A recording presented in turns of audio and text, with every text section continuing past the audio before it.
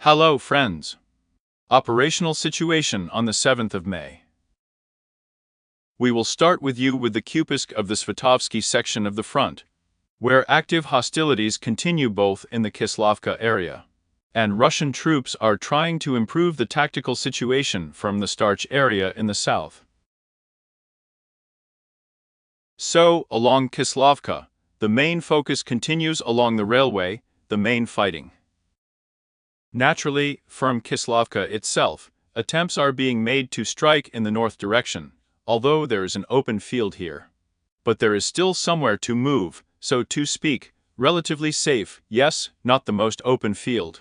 It is clear that there is a small forest belt in front of the railway, and they are betting on it in order to level the line, of course. Taking into account the already formed vector, it is natural to start pressure on Ivanovka. Despite the fact that there are concentrated forces of the Russian troops in Yagodnoye. Therefore, most likely, in the near future, the vector will continue on Ivanovka. At the same time, there was an attempt to improve the tactical situation from Starch in the direction of Berestovoy. It means that the Russian troops attacked with a motorized rifle unit with the support of armored vehicles.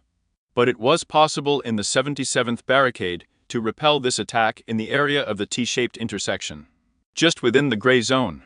According to the footage that was published, Russian troops lost several armored vehicles there. In general, the situation remains unchanged. But in any case, we will continue to expect, as it seems so far on the map, an attack from the Starch area, because they have also concentrated some forces precisely in order to try to level the front line relatively so far. The situation remains unchanged.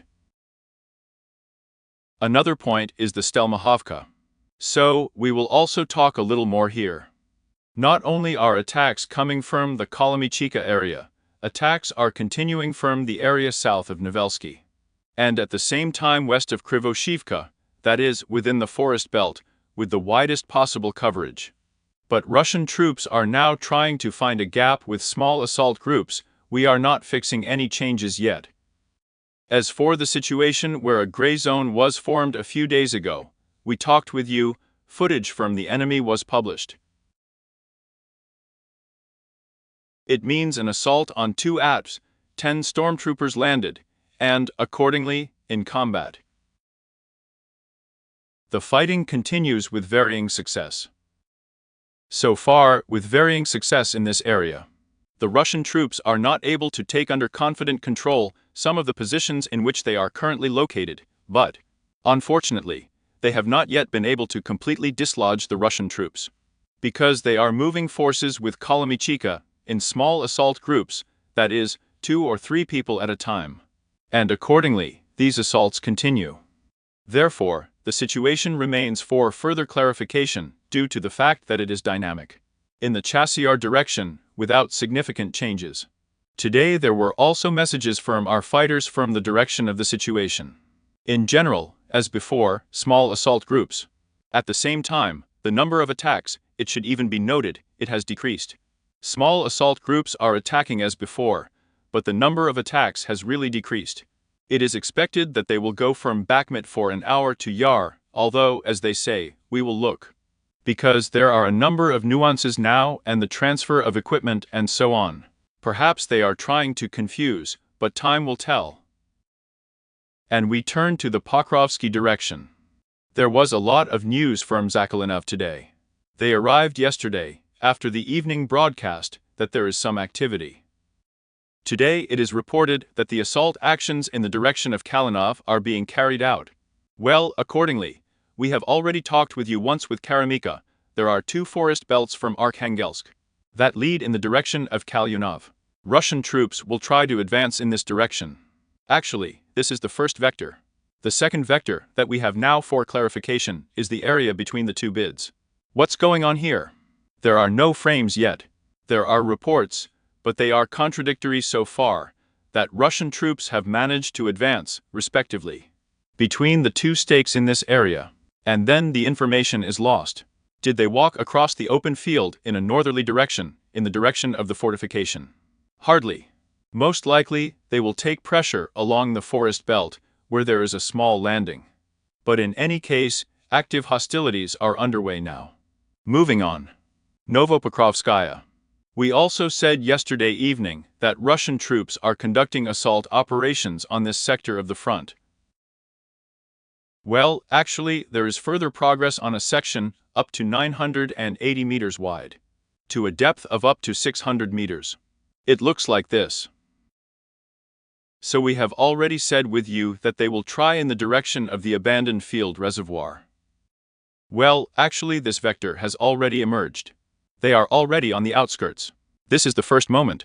The second point is the forest belt, for which we spoke, east of Novopokrovsky, but naturally, in order to gain a foothold in it relatively safely, we still need to secure the flank in order to stretch out like this.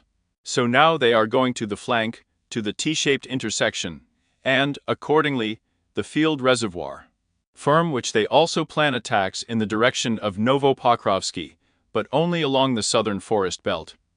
As it is, in principle, we had Solovyev's Novobakhmutovka. As you remember, there were a lot of maneuvers made by the enemy. But these were actually all maneuvers along forest belts and field reservoirs. The situation does not change in principle. Now they are pushing in this direction. At the same time, there are attempts by Solovyev, but unsuccessful. To the south, we can advance along the forest strip, but we manage to repel absolutely all attacks here. So we do not fix any changes. But in any case, these attacks are also of a distracting nature, not only an independent attempt, but also to disperse forces as much as possible now on the Solovyev-Perdicha section, in order to have progress in the direction of Novopokrovsky. Therefore, the enemy's tactics are quite clear.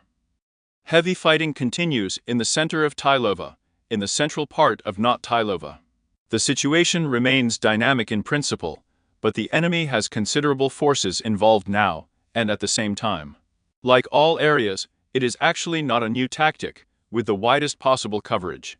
In other words, the first is that we have activity going on in the southern part of Pervomaysky. The second is in the Non-Taylovo itself, and the third means that a beam is located northeast of Nataylovo. And conditionally there is also some activity in the direction of Amansky. That is, due to the activity of a wide coverage, they are trying to find a gap and further advance. Well, we turn to Krasnogorskrovka. We will also talk a little more in detail here. It means that there are already a number of Osinters who draw part of the plant under the control of the enemy, which partially corresponds to reality. And why partially? Because, first of all, whether the first building and the second one were fixed in those buildings in which the flag was demonstrated, is now unknown, because a counterattack was launched by the AFU and more than one. There are battles for the Krasnogorovsky refractory plant itself. Therefore, it is difficult to say where they are present now, because both our fighters are present in the bag, and firm the enemy side. Here, the Russian troops are all the more regularly pulling up their forces from Vachudin Street by transferring. Therefore, the situation. It is difficult to say where any troops are located. Therefore, for now there remains a gray area. But, let's just say, the enemy is increasing pressure in the direction of the plant so far.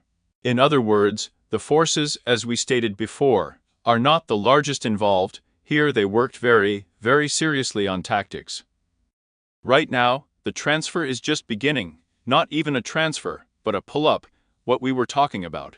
They were transferring to the southern part, which means some forces in order to pull up later. There is also conflicting information about the fact that everything south of the railway has already passed under the control of the enemy.